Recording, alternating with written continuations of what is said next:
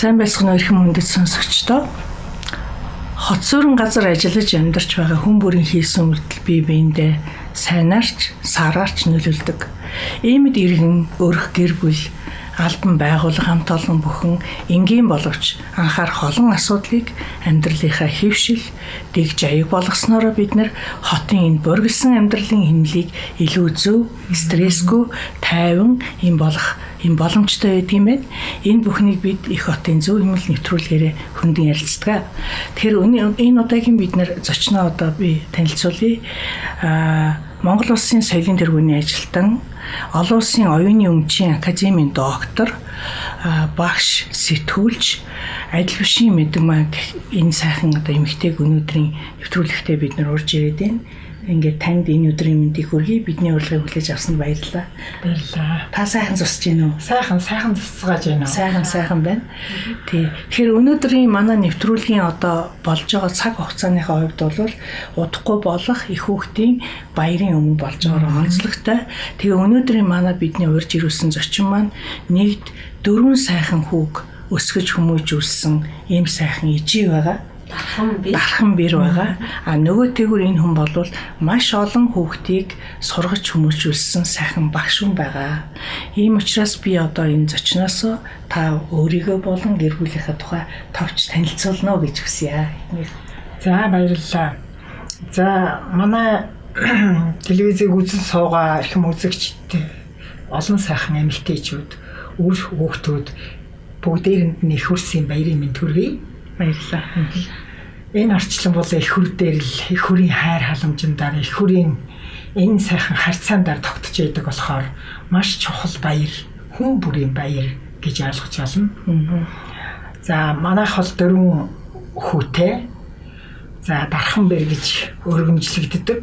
За тэгэхээр энэ бол зүгээр өргөмжлөлч биш. Үнэхээр дархан бэр гэдэг их утга учиртай юм байсан байлээ. Бид тэрний хэсэгтээ тэрнийг мэдэхгүй явсан шүү дээ.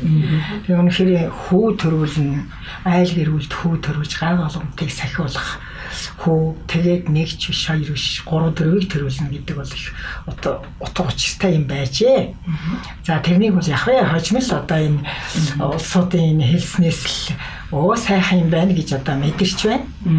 За тэгээд ер нь хүүхэд их хүн гэдэг юмны бахархал бол үнэхээр үр хүүхэд юм аа. За хүүч байна уу, охинч байна уу? Ер нь үр хүүхэд гэдэг бол их хүний хамгийн амьдралын утга учир байдаг юм байна. Бид нар тэдний төлөө амьдарч юм байна. За нэг хэсэгтээ бид нар бол одоо ажлын төлөө юм шиг тий тухайн нийгмийнхээ төлөө юм шиг. За одоо хотод ер нь үнэч төлөө амьдарч яснаа баг мэдхээ байдлаа хэлмэлж байжээ. За тэгээд одоо эргээд бодоход одоо эмээ болчоод бүр буурай эмээ болсон шүү дээ би чинь. За буурай эмээ болсон. Ингэчээд бодоход бидний амьдралын утга учир бол үр хүүхэд байжээ гэдгийг бол одоо жинкнээс нэг ойлгож байна да. Тэгэхээр үр хүүхэд гэдэг бол бас одоо тэд нэр бас ээж аваагаа бас их ойлгодог болсон байна. Яаж одоо бидний төлөө хөдөлмөрлөж, биднийг сургаж хүмүүжүүлэх гэж, биднийг ажилуулж, амьдруулах гэж өдий хөрчвэ гэдгийг ойлгоод, хүндэтгээд, хайрлаад ингээд байж байгаа нь биднийг одоо өдий хэрийн наслуулаад, өдий хэрийн бас өөдрөг гэгэн явж байгаагийн утга учирыг үр хүүхэд бидэнд өгдгөлдөө. Гэр бүлийн хүн бол лунаа гэж үндэсний соёл амралтын хүрээлэнгийн дарга байсан. Соёл амралтын хүрээлэнгийн захирал байсан. Ийм хүн.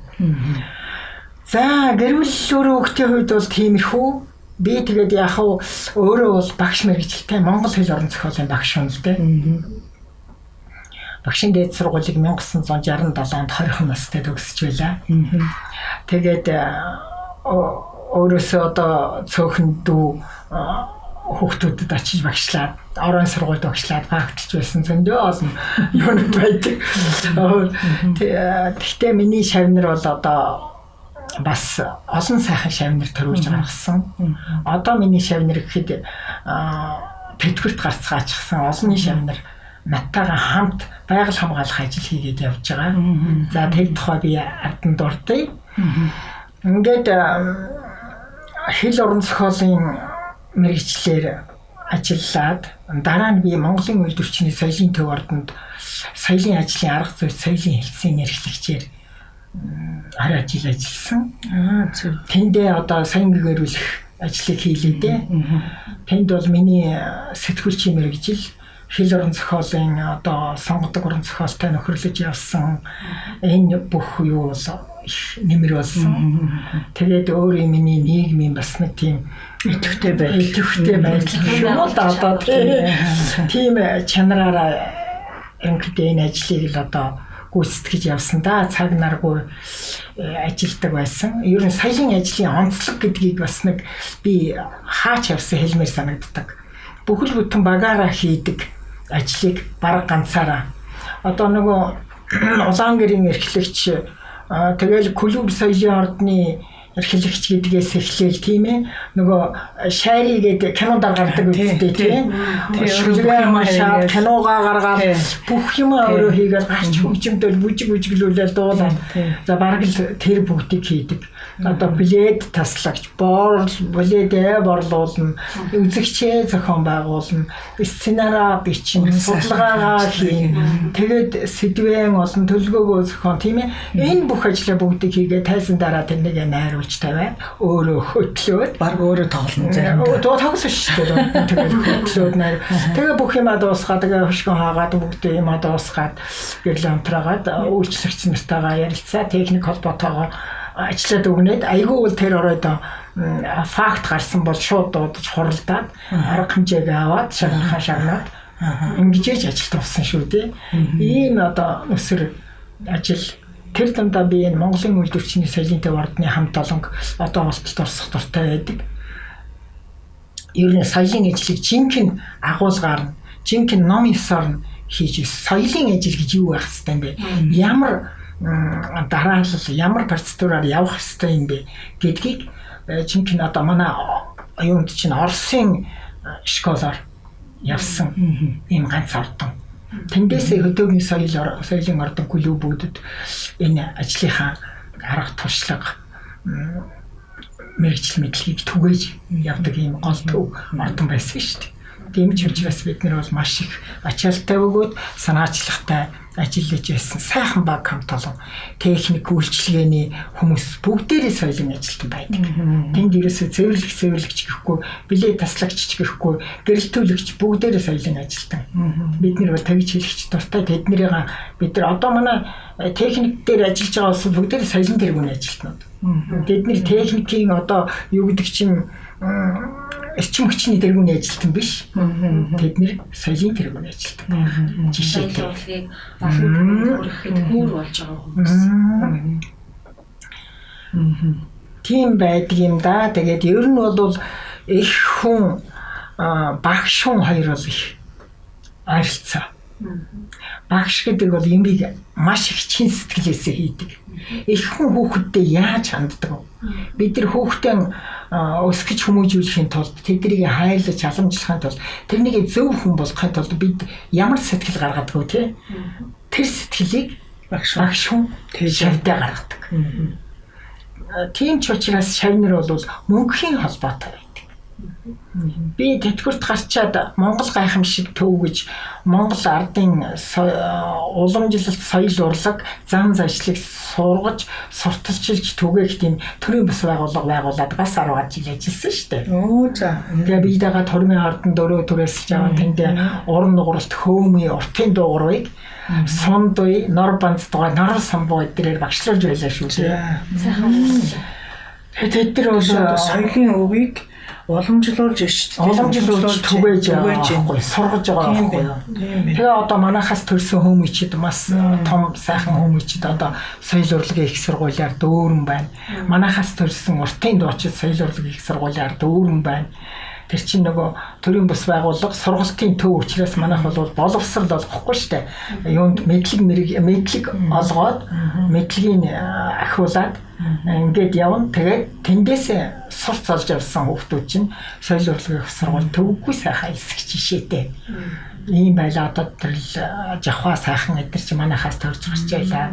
Энэ уртын дуучин эрдэнэ цэцэг чулуун цэцэг багшилж байлаа. Гэх мэтээр манайхаас сайхан төрж гарсан юм уу би. Тиймэрхүү.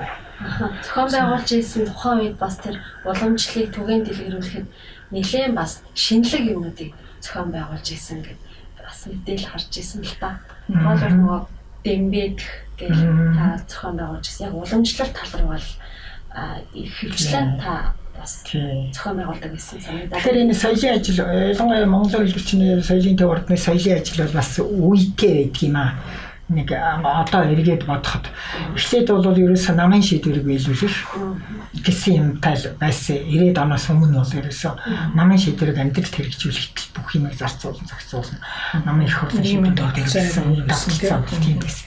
Тэгээ ард зах зээлийн үе дэлгэрээд бидний бас бодох сэтгэхгүй чөлөөлөгдөд эрэхтэй зэрэг миний бас нэг тийм баримталдаг бодлого байдаг. Би бас хүний замаар явах жоохон дурггүй. Хүний хийсэн юмыг хийх дурггүй. Хүний сансан юмдаар ажил явуулах дурггүй. Өөрийнхөө сансан юмыг өөрөө бүтээх маягаар хийх юмсан. Би сансан юмаа өөрөө хиймээр байдаг гэсэн нэг тийм зарчим их баримталж нийлээд ажлыг би бас анхдагч болгоод санаачилж хийсэн юм бол ордны ажлууд дотор байдаг. Тэгээ өөрөө тэр ажлаа уламжлуулж орхиод тэгээ нэг ажлаа бас миний тэр бас дутагдлах давтаал хийгээд байх дурггүй. Одоо ингээл уламжил болгоод хэдэн 10 40 дугаар гэдэг ингээд нэг юм яваад байдаг шүү дээ. Тэгээд би нэг яагаад ч юм хүмүүс уйдаад байгаа юм шиг санагдаад би тэрнийг хаяад өөр сэдв болж явахыг хүсдэг байсан. Тэр чичнараараа би тэр Дембэ наадам гэл Дембэ гэдэг надад санагдсан. Ер нь надад Монголын ардын уламжлалт тоглоом наадгаа урлаг биеийн тамир энэ бүх юм ингээ урлагтай холбоотой санагдсан байхгүй юу? Бүх гэл тэгэхэд цол дуудаж байгаа дуу урлаг спорт хоёр байгаа үстэй. Сур гээл тэгэхэд уухай альж байгаа нь дуу. За мор уралдаж байгаа гингоо гээл одоо тэрнийг улсууд сайхан дэлгэрүүлээд явж ийлээ. Гингоо бол уртын дууны анхны мараг одоо юу байжээ гэж. Эхлэж байжээ гэж хүүхдээс нь ингэж хоолойг задлж байжээ гэж. Тэр нэг бодоод тэгээд манай одоо дуут тоглоом Дембэ гэдэг би өмнө говийн хүн л дээ. За. Тэгээ өмнө говь дундгов чинь Дембэд тгий штэ. Юун дээр айрга намар цаг тураачж байгаа л тэн дээр маш их Дембэд найрлна. Дуулна. Тэгээ Дембэнд бол маш олон онцлог байдаг аахгүй юу? Нэгдүгээр тоо бодно. Чиний гарч байгаа хуруу, миний гарч байгаа хоёр хуруу нийлээд тэгэд дөө гэдгийг толгойдоо бодно. Тэгээ дуулна. Дембэ сайн уу гэдэг дуулна. Тэгээ бодсон тоогоо халиад хоёлаа уралдана. Тэгээ яллаа ялагдлаа гэхдээ зэрэг дундороо яриад шүүгч байхгүй. Өөрсдөө бие биенээ шүүгээд явчихна. Шударгаа шүүж. Шударгаар өөрсдөө шүүгээд явчихна. Тэгээд нэг нь одоо ингээд бас өөрөө хүн гацдаг ч юм уу, буруу таалдаг ч юм уу тэгнэ шүү дээ. Тэр нэг хэлээ дундороо хэлээд чи гацж байна тийм биш ээ гэдгийг хэлээд явчихна. Тэгээд нөгөөх нь тийм байна гэд асаад явчихна. Зөвшөөр. Тэгээд ерөөсөө тоглоомын харилцсан үйлдэлийг аялгау хэлбэрт оруулаад аялгууд тэгээд бас одоо бодоод байна шүү дээ. Тэр чинь бодоод байна. Тэгээ яавал тэгээ сүүлдээ хүнийхээ юуг олон шүү дээ. Энэ хүн бол тэрнийхээ дараа тэрийг нэг хэлдэг. Тийм учраас би одоо өдийг гаргаад яа. Тэгээд хожоод яваад ах жишээтэй. Тэгээд тэр бүгдийг бодож байгаад ерөөсөө энэ Дембэ зөвхөн одоо айлын найран дээр нэг хідэн хүн тоглоод дуусгах хэрэгтэй юм. Энэ нийтийн хүртэл болоод сурвал сайхан биш үү гэж бодоод тэгээд Дембэ наадам гэдгийг улсын хэмжээнд зохион байгуулсан. Тэгээд аймагуудаас Дембэч төрч ирж оролцоод тэгээд тойргийн наадам тэгээд шууд тулсан халц тулаан. Тэгээ айрыг цуглуулад бид тэр тухайн үедээ сэтгээл майхан зайхан бариад янз бүрээр тэгэл явуулдаг байлаа. Тэгээ Дембэ наадмыг бид тэр 4-5 удаа явуулсан. Монгол улсын Дембэ наадам гэсэн юутай дундговийнхан их төрүүлнэ. Ер нь дундговийнхан л их давмгаалдаг байсан. Дугуурын дундгоор тэгэхээр хийсэн бүтээсэн санаачилсан тий ажил болгондоо өөрийн сэтгэлээр хандаад тэрнийхээ гаргасан тэр сайхан одоо нийгэмд өгж байгаа өвөөж Тэгээд тэр эргэн тойрон тэр хүмүүст түгээж байгаа тэр бүх мэдрэмж чинь өөрийг чинь бас аягүй сайхан баясгаж ирсэн байна тийм. Тэргийж одоо яг мэдэрч ин таны ярианаас. Тэгээд энэ читний дуу гэдэг хитэн зүгээр юм концерт гэж тэгэхээр бид нар ингээд нэг баахан цуваа дууч тавчраад зарлаад тэр дуулна гэж алгадчихал тэгэл ингээд тардаг байсан. Тэгээд сэдвчлсэн концерт бас юм утга агуулгатай баймаарай. Хүнд юм өгдөг баймаарай гэдэг талаас нь концерт гэдэг юм маш олон янзаар хуургаж үзэж болно. Тэгээд тэн дээр би ер нь энэ ажил мэргэжлэр одоо тэгээд энэ тэр нэг бас яваад байна л да. Одоо матч дуулж байна, матч дуулж байна гэж яваад шүү дээ. Тэрний чинь анх 90-ад онд би тэр хүчтний дуу гэж бөхчүүдийн дуулуулж хийж байла. Сосроо Марслан Сүхбат зан тэр бүгдээрээ ирээд тэр нэг Мачангамба хөтлөөл тэр тэднээр хөтлүүлэл тайзан даргаал төлүүлэл бүхийн юу яаж байгаа юм шиг гаргаал тэдрийгээ дуулуулж явах жишээтэй. Тэгээ бөхчүүд бол сайхан дуулдаг юм байна гэдгийг анзаарсан дээрээсээ тэгээд ажил мэргэжлийн улсууд бас дорно ингэж дуулж хоорондоо бас баясч байв сайхан юм гэдэг үүднээс хүчтний дуун гэдэг концерт хийжээ. Тэгэхээр тэр одоо мэргэжил тэр хүмүүсийн төрөлдсөн тэр одоо концерт гэдэг маань нэгдүгээр тэр хүмүүсийн авьяасыг бусдад таниулж байна. Нэг хоёрдугаарт одоо шил багш нарын дунд тийм одоо урлагийн тоглолт юм уу хийхээр нөгөө багш нар чинь зөвхөн урлагаараа бие биенээсээ танилцдаг биш. Бас ажил мэргэжлэрээ холбоотой болдог тийм. Бие биентэй илүү одоо харилцаа үүсгдэг. Тийм бас сайхан мэргэжлийн арай өөр шугамар нөгөө нэг одоо нэг альбан бус байдлаар гэдэг юм уу да тий. Зүгээр нэг танхим суугаад одоо багш нарын тухай юм уу одоо ямар нэгэн лекц уншаад танилцаад тарах нэг өөр. Тэр соёл урлаг дээр яг өөрсдөө соёл урлаг гэдэг бол бас өөрөө хүнийг хөглж идэг. Тэр хөгжим чинь өөрөө хүний бие сэтгэл тарих оюун бүгдийг одоо аялгуугаараа дамжуулаад тэр гоё сайхан олон гармон нийлээд хүний тархийг өөрийн бас баясгаж идэг, амрааж идэг, сэтгэлийн баясгаж идэг. Тэгингээ хүн дараагийн сайхан өөрийнхөө ажил мэргэжлэрээ илүү их амжилт олох тэр ирч хүчийг олж авч идэг. Ийм гайхамшигтай зүйл гэж боддгийн. Тэгэхээр тэр бүхнийг та бас сэдээд олон хүний дунд зохион байгуулж ирсэн бас айгуу сайхан санагдаж байна. Болгон бас өөрийн гэсэн сүлд дуутай яд юм байна. Багш нар гэхэл багш танаа гэж дуутай. Эмч нар гэхэд эмчийн алдар гэж дуутай. Тэгэл одоо тэднес чинь тэр дуугаа дуулж ижил одоо нэг сайхан юу. Тэгээд би нэг удаа ерөөсө нэгхэн дууны баяр гэж хийгээж яасан байхгүй юу? Ганц зам дууны баяр хийгээд. Төмөр замчд бол хамжаамл гэдэг дууг яхаараа яана. Тэгээ ганц дуугаар одоо бүхэл бүтэн олон баяр концерт хийн гэж юу гэдгийг болохгүй. Болгоно гэд тэгээд арааш дарга гэж өстой нэр мундаг гоё хүн төмөр замдаар очиж битэд манай баг манай минь сайхан лавсран гэж хоёр сайхан арга зүйч байлаа.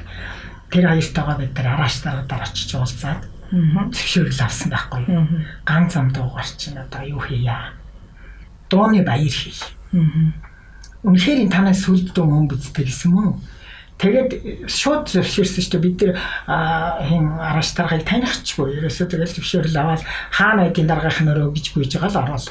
Тэгэл зөвшөөрөл аваад тэгэл ганц зам дуугаараа ир хийсэн ганц зам дууг хэн сайн дуулах бай. Тэгэл тэрний чинь бүгд дээрээ сэритлээрээ дуулаад тэгэл том дууч дуулаад анх дуулж байсан дуучдын яга зохиосон эздүүдийн шагнал өгүүлэл нөгөө шагнал өгүүлэхэд чинь төмөр замаар нэг үүлэн шүү дээ. Тэгэл ганц зам дууны баяр хийж байлаа. Нисгчийн дууны баярыг нисэх мяаттай хамтарч хийж байлаа. Гэх мэтэр тэгэл багш танаа дууны баяр, сувлагчдын дууны баяр, эмч нарын дууны баяр гэдэг ингээд ажил мэргэжлийн дууны баяр гэдэг тэгээд явахаар зөндөө байд юм байлаа. Байгууллагууд ч сайхан үлээж авдаг юм байл. Тэр нөгөө одоо бидний одоо нэвтрүүлгийн маань сэдв бол нөгөө их хотын зөв юм нэл те. Тэгэхээр бид нар бол хотын соёл гэдгийн цаана бол хотын иргэн болгон өөрөө соёлыг түгээх юм аа. Тэ хэрвээ та одоо хэмнэл чинь зөв, бусдтай харилцаа чинь зөв, өөрөө харилцаанаасаа гадна өөрөө бүтээлч байх тухай манай зочин ярьж штэ ихчтэй. Тэгэхээр өөрөө бүтээлч байж тэр олон хүмүүсийг хамруулсан сайхан яг ажил мэргэжилтэй холбоотой байсан ч гэсэн тэрийг зүгээр л хийгээд ахныг өөр бүтээлчээр хийх хоёр нэг өөр шүү дээ, тий. Тэгэхээр бүтээлч байх гэдэг тэр их сайхан бүтээлч байна гэдэг маань хүн өөрөө бусдыг соён гээгэрүүлдэг юм байна гэж. Тийм тий. Ер нь соёл гэдэг бол их өргөн хүрээтэй ойлголт. Ер нь соёлгүй юм гэж байхгүй. Бүгд соёлтой. Бүгд соёлтой. Малчин айлын хот хороо хүртэл соёлтой. Тийм ээ. Хот бол өөрийн гэсэн соёлтой. Хотод амьдрах хүн бас өөрийн гэсэн соёлтой байх хэрэгтэй. Нийслэлийн иргэн гэдэг хүн бол бас өөр л хүн байх хэрэгтэй гэж өөрийгөө бодох хэрэгтэй. Нийслэлийн айл, нийслэлийн гэр ямар байх хэрэгтэй? Нийслэлд амьдарч байгаа айлын хүүхэд ямар байх хэрэгтэй? Өөр байх хэрэгтэй. Зүлгэн дээр гიშ гэдэггүй. Мод тарьдаг. Тийм ээ? Мос шүл сайддаг. Тэгээд одоо нийслэл дотор явж байгаа жолооч ямар байх хэрэгтэй? Сигнал хаана хамаагүй дарддаг. Тийм ээ?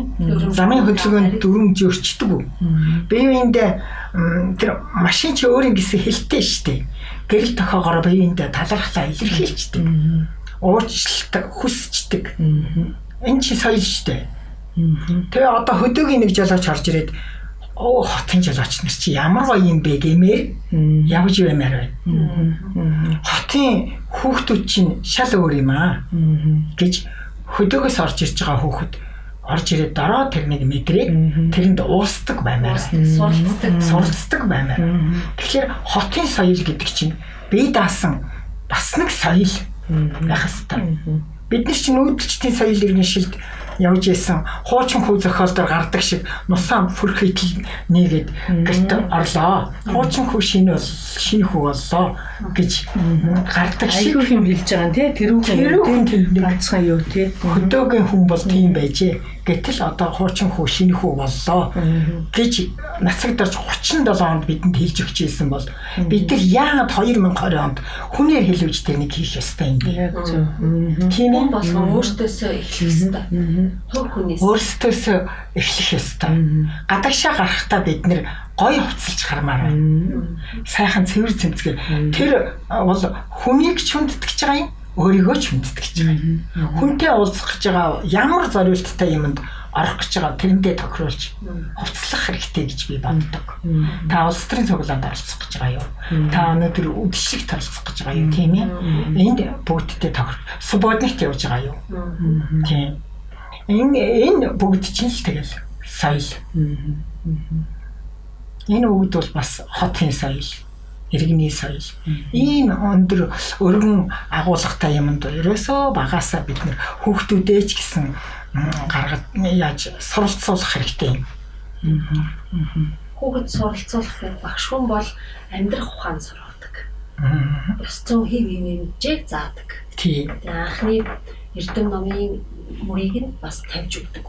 Тэгэхээр таны хувьд багш мэргэжилтэй хүүхдүүдтэй мэдээж ажиллаж исэн хүний хувьд одоо амьдрах ухаан сургана, давхар ёс зүйн сургана, тийм ээ эрдэм ном чамд бол багш хүний үүрэг оролцоо их гэж ярьдаг.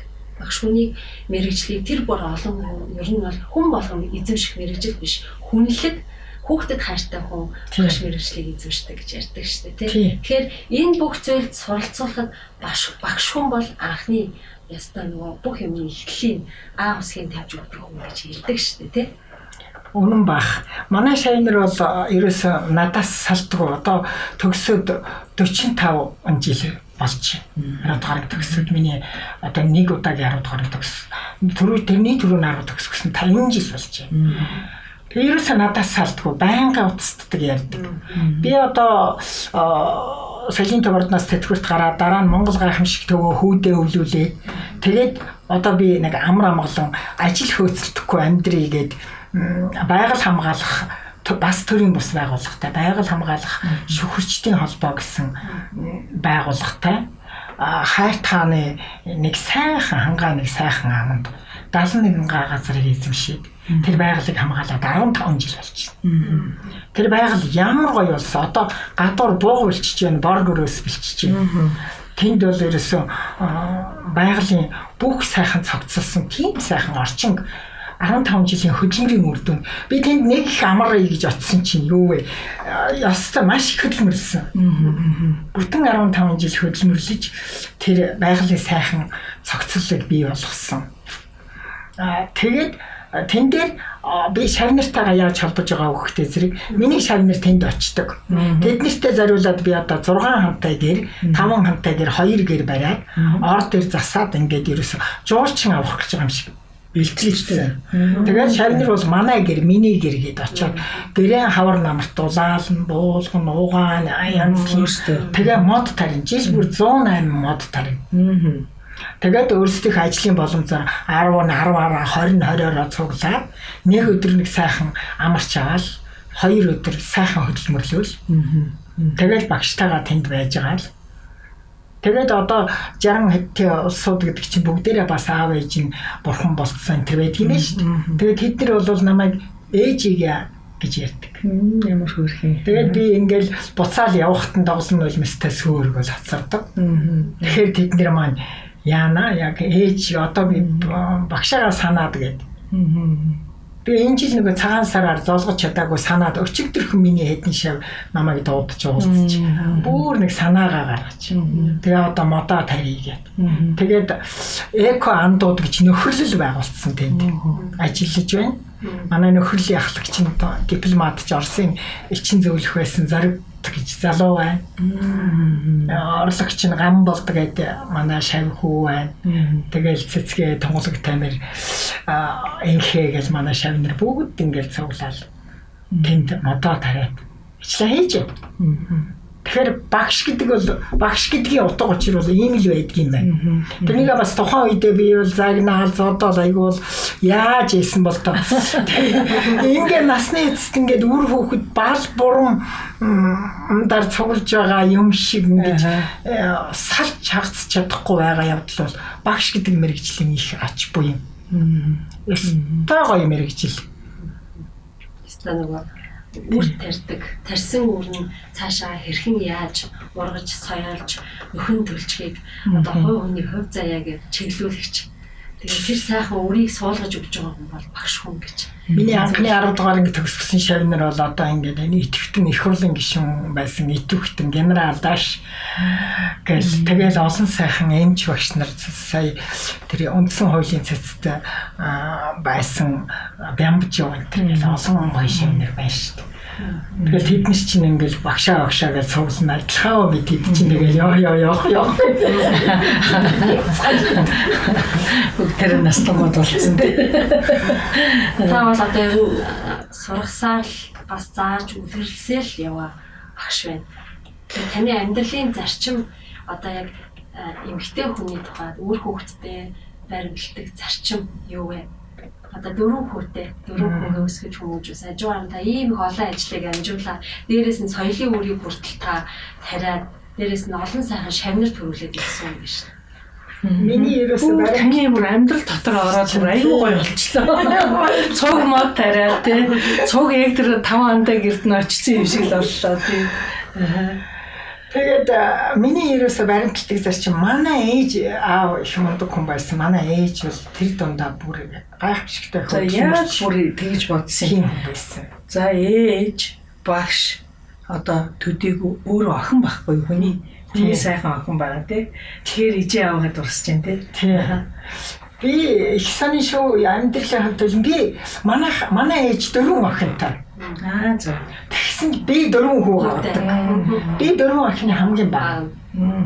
Хамгийн бага. Тэгээд манай ээж бол их мундаг сургаалтай хүн. Манай ээжийн хэлсэн үг, хийсэн ажлыг дурсаж ярьдаг маш олон хүн байдаг. Бид нар ээжигээ даадан яагаад юм ээж гэж дууддаг, даадан гэж дууддаг гэсэн. Даадан гэж. Тэгээд бүр даадан гэдэг алдаршсан манай аймагт. Даадан мундаг хүн шүү гэж ярьдаг. Тэгээд манай ээжийнхээ сургуулиар одоо би хүүхдүүдэд баримтлагдаг гол зарчим бол юу гэхтэй зэрэг та нар юу ч хийжсэн хүний дор орохгүй хийж байгаа ажлаа яс тас хийж юу вэ? Хамаагүй энийг арчдаг болвол дахиж хинч энэ чаанаас арчхааргүйгээр арч. Яг өөрийнхөө өмнө тулгарсан яг хариуцлага одоо чиний л ажил гэж чамд байгаа бол тэрнийг юм болно. Хэнэс ч дутхгүй яс тас хийдэг байл гэдгийг л их захидаг байхгүй юу. Тэгээд ч би одоо хүүхдүүдээ одоо яг нэг үрчлэн би тэгээ шалгаал ингээл явахгүй шүү дээ. Одоо тусгай айл гэрүүл бол одоо анзаарч яхад бол бас нэг урдах ажиллаа бол нэг шав хийтэл хийжэл яваад байгаа юм. Тэгээд муу хүний заяа заавагт гэж би бол бас гэрийн ажилд бас их сайн эзэгтэй биш шүү дээ. Ер нь бас жаахан тийм хэнг юундан нийгмийн ажилтны хангалттай тийм ажил хэрэгч хүмүүс угаасаа тийм байдаг. Тийм юм билээ. Тэгээд миний аргыг авч яваа хүн дөрвөн хүү гэд боддоо. Тэгэхээр тэд нэр бас хөдөлмөрч байх шаардлагатай болно үстэй. Манай гэр бас нэг цэвэрхэн байх хэрэгтэй, хоолуйтай байх хэрэгтэй. Тэрнийг өөднөр хариуцдаг гэсэн байхгүй юу? Та өвгөөдөө эрт би даалгасан. Тийм шиг байна. Одоо бодоод байна. Тийм байна. Тэгээд миний хувь тавилангаар надад алт шиг дөрвөн бээр заяас. Би бол тэрүүгээр өмнөхөө бахарах дуртай. Би дөрвөн гоё бэртэй. Би бэрүүдтэй маш их хайртай. Би ч нөгөө охин хүүхдтэй болохоор бэрийгээ бас бэр гэж хэлэхдээ жоохон дургу. Охин гэж хэлэх дуртай. Тэгээд дагуулад ингээд дэлгүүрээр юм зөөвлж аваад явж яхад за би охиноос асуух. Гэрээс асууж ярьдаг. Тийм сайхан дөрвөн бэртэй ярьта өөлөхөө байхгүй үннийг хэлэхэд зүгээр яаж байгаа ч ямар сайхан тийм сонин надад тийм хувь тавилан бурханаас надад тийм дөрвөн охин өгсөн байгаа байхгүй юу. Хуулийн дунд сургууль төгссөн сайхан бэртэй хамгийн том бэр нь уран чимэг гэж байгаа маш их ажилласан. Мундаг хөдөлмөрч орж ирэл ханцын шумлал гал өрөөрөө ороо явчихдаг. Санин гоё эмхтэйг Баярмаа гэж одоо гайхалтай гоё бэрвээ манай юун Тэмүүжингээ орчлон констракшнд борлуулалтын менежер хийж ирсэн. Одоо эрүүл мэндийн жаахан шилтгаантай байж байгаа. Хин Саран Тоя гэж ер нь манай бэрүүд бас тийм төв халахын чиглэлийн Аранхангай өмнөгийн чиглэлийн Аранхангай 3 бэртэй. Саран Тоя гэж бэр байгаа. Маш их хөдөлмөрч. Нямбай, цэвэрч. Тэгээд тэр чанараараа хүүхдүүдээ их гоё хүмүүжүүлдэг. Тийм бэрвээ тэгээд ээжтэй хадамданаад маш их хайртай. Хамгийн бага бол Валя гэж одоо надтай хамт амьдарч байгаа. Одоо тэр дараагийн төвдийн түүхэн зочд буудлын юугаар худалдааны техникумын зочд буудлын менежментийн ангиар төгссөн. Зочд буудлын менежерээр ажиллаж байгаа. Бас их ажилласан энэ хүүхдүүдтэй маш их өндөр шаардлагатай, хинаян мэдрэмжтэй, хундаг бэби. Их соёлын бас их мэдрэмжтэй. Манай хүүчин телевизийн найруулагч. Тэгээд хүүтэй хамт ингээд зарим юмнууд хийгээд явчихад ерөөсө редакторын ажил хийгээд явчихдаг. Мундаг. Тийм мундаг байгаа. Тийм үү? Эмэгтэй хүн бүхэн л өөр ачаа авах юм ээжлэн. Гэхдээ дааж явж, өөрлөлтөж явах тэр хугацаанд хэрхэн яаж явахаас шалтгаалдаг гэж ярьдаг шүү дээ. Тэгээ эмэгтэй хүн бол өөр хүүхдийн төлөө гэсэн сэтгэлтэй өөрийн сайхан явбал, сайн явбал гэж боддог тийм ээ. Тэгээд өөр хүүхдээрээ бас бахархдаг ээж бол та яхаараагүй мөн бэ. Тэгээ ийм сайхан өөр хүүхдүүдийг өсгөж хүмүүжүүлээд дээрэс нь нөгөө монголчуудын хэлдгээр дархан бэр боссон. Тэгээ ийм сайхан бас өөр хүүхдүүдээрээ бахархаж байгаа танаар бахархчих.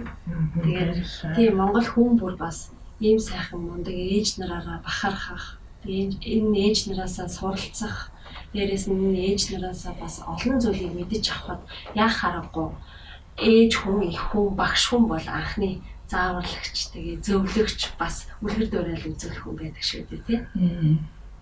Тийм ээ тийм. Ер нь бол их хүн гэдэг бол их том үүрэг даалгавартай бас их ачаатай юм. Тэгээд сая тэр та нараа харсан байх Монгол хатдаг гэж их том номын нээлт болж тэнд хаттыг судалсан олон эрдэмтдийг цуглуулад сэнгээр үлгэж телевиз их гоё ажил зохион байгуулж ирлээ л дээ. Тэгээд Монгол хаттын ухаан, Монгол эмэгтэйн ухаан, Монгол эмэгтэйн гэр бүл наад тал нь гэр бүл цаа тал нь төрдөг үүсгэж ийсэн үүргийн тухай маш дэлгэрэнгүй сайхан ярьж байна. Тэгэхээр Монгол эмэгтэйг би бас тэгж бодгийн зүгээр гадаад эмэгтэйчүүдтэй нэг харьцаж тэдний оюуханыг судалж явсан биш те. Зүгээр ер нь Монгол эмэгтэй тэр нэг холч өргөн дэлгэр сэтгэж байгаа чадвараас би бас олон орны эмэгтэйч арай илүү болов гэж боддгийн. Тэгээ тэрний тэр Монгол хат тухайдаар ярьж лээ үний юм шиг байгаа юм.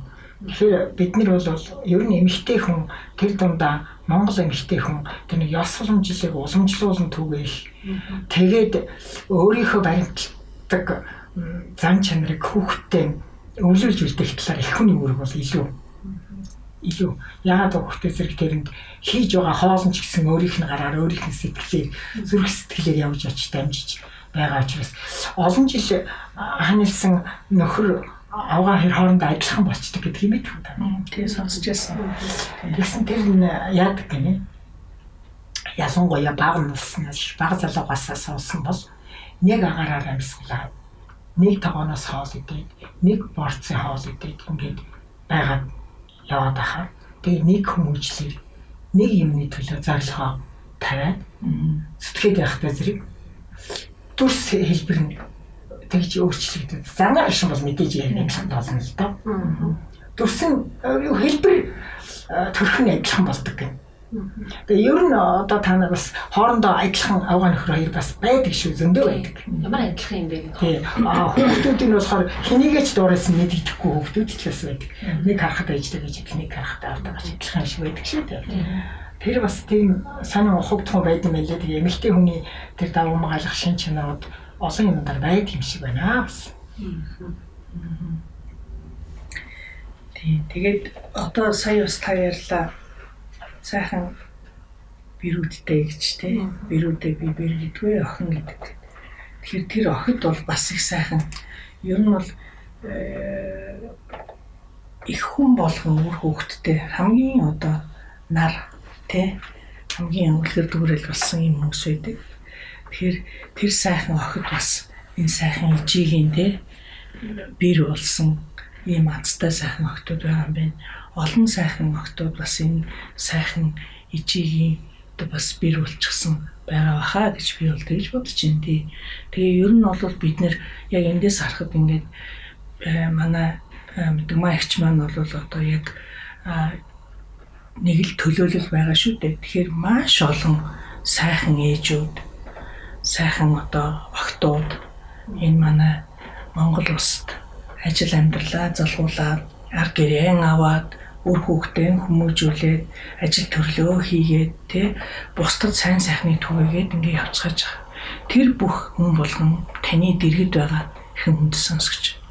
Хүнд одоо энэ манай нэвтрүүлгийг үзэж байгаа та бүхний дэргэд байгаа тэр сайхан ижийтэн, тэр сайхан хантэн, тэр сайхан охидтэн энэ бидний эрийн тойрон бол байгаа юм аа гэж би ингэж хэлэх гээд байна л да. Тэгээ хүүхдийн баяр болж байгаа энэ үеэр бол бид энэ сайхан ижийн нураараа энэ сайхан хүүхдүүдээрээ бахархаж тэдэн маань бидний амьдралын утга учир болж тэднийхээ төлөө энэ одоо амьдралынхаа амьд байх хугацаанд бид тэдний төлөө амьдарч байгаа маань өөрөө бас их гайхамшигтай цаг хугацаа юм байна. Хийж бүтээсэн болгон маань бахархал боловч эцээц бид нэр амьдралынхаа төлөө, гэр бүлийнхаа төлөө, үр хүүхдийнхээ төлөө явж байгаа маа гэдгийг манай мэдгмаа ихч маань бидэнд бас сайхан ярилцлагаараа хэллээ. Ингээд өнөөдөр бол манай нэвтрүүлэг бол ингээд өндөрлөх гэж байна. Тэгээ бид нэр нэвтрүүлэг болгон дээр бас нэг юм түлхүүр үгийг ингэж хэлдэг байгаа. Тэгэхээр түлхүүр үгэн дээр ямар нэгэн санал байна уу манай хоёр дээр?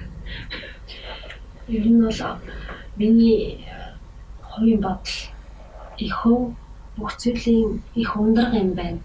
Тэгэхээр энэ их ундрагуудаас алтныг эрдэнэтэй хайрлах хэрэгтэй юм байна. Хайр халамж гэдэг үг миний хувьд за их гоё үг байна. Тийм байна. Тийм шүү дээ. Тий.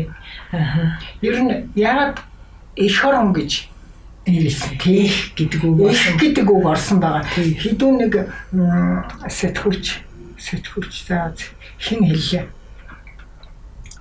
Анаач хэлж ирсэн. Нэр хүнд гэдэг үгэнд яагаад хүнд гэдэг үг орсон? Нэр хөнгөн гэж яагаад ороогүй юм гэж. Хүнд ачаас нэр хүнд гэж орж байгаа. Тэгэхээр энэ монгол үгэнд маш их хүчрэг байгаа. Тэгэхээр эх орон гэдгийг яагаад эцэг орон гэж хэлээгүй? Эх орон гэж хэлсэн юм бэ? Гэдэг чинь модны үндэсийг яагаад эцэг үндэс гэж хэлдэг вэ? Эх үндэс гэж хэлдэг юм бэ, тийм ээ? Тэгээ бүх юмны эхлэл бол эх юмаа гэдэг юмд орших дээ нөрөө. Маш их баярлалаа. Тэгэхээр өнөөдрийн бидний одоо их хүүхдийн баярын өдөр зориулсан гэдэг юм уу, тэр одоо үе цаг үе тохиолдуулан хийж байгаа нэвтрүүлэг маань их хайр тэ ихийн хайр. Ер нь ихийн хайр гэвэл яа тэ? Ихийн хайр гэдэг төлхөөрөгийг бол би онцолж хэлмээр байна. Ингээд манай нэвтрүүлгийг маш анхааралтай сонсож байгаа сонсогч та бүхэндээ маш их баярлалаа. Бид нар нэвтрүүлгийнхаа төгсөлд өөрсдийнхөө бас нэг ураа хэлдэг. За энэ ураа маань бол хотын соёл биднээс үн танаас. Та бүхэнд амжилт хүсье. Баярлалаа.